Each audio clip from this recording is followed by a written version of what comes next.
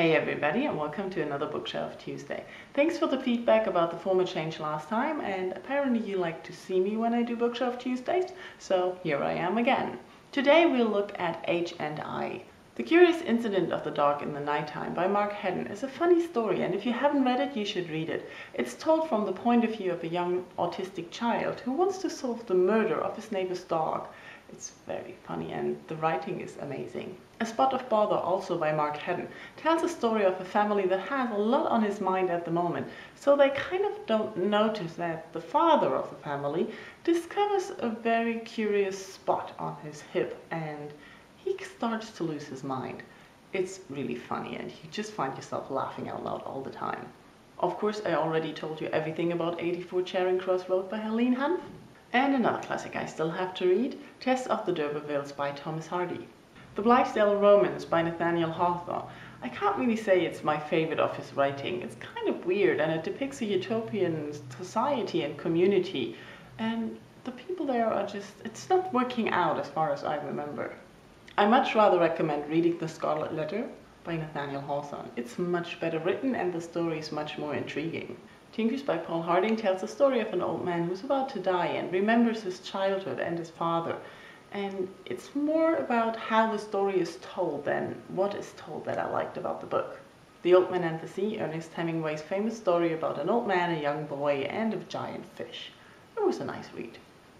Yes, Barry Hines, Looks and Smiles is a really bad book. I don't recommend reading it. I had to write my A-levels on it, and I don't know what was wrong with my teacher to choose this book. Awful. Bob Holman's The Collect Call of the Wild is a collection of poems, and I mainly bought it because I thought, oh, I need to get into poems more, which I never do, and I really loved that cover. It was so flashy and colorful. Nick Hornby, Fever Pitch, is the story of a football fan, and if you really like football or you're together with a football fanatic, you might want to read it because it tells you what's going on in their mind. Other than that, I don't think I was captivated by this book at all. About a Book by Nick Hornby I liked much better, but I have to admit I don't like reading his book as much as I enjoy watching the films, although I've never read High Fidelity, which I might want to try. I don't know. Maybe. Catch-22 by Joseph Heller.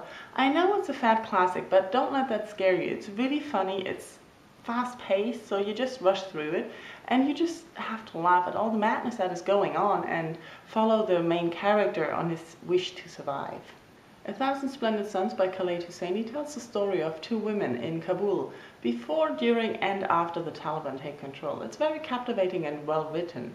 I really liked it. I also had a short John Irving phase.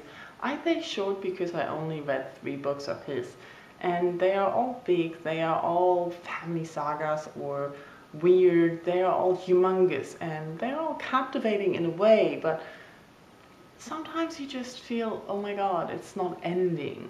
The World According to Garp tells the story of Garp, who's the son of a very feminist woman who just wanted a child but didn't care about having the father. It's very strange.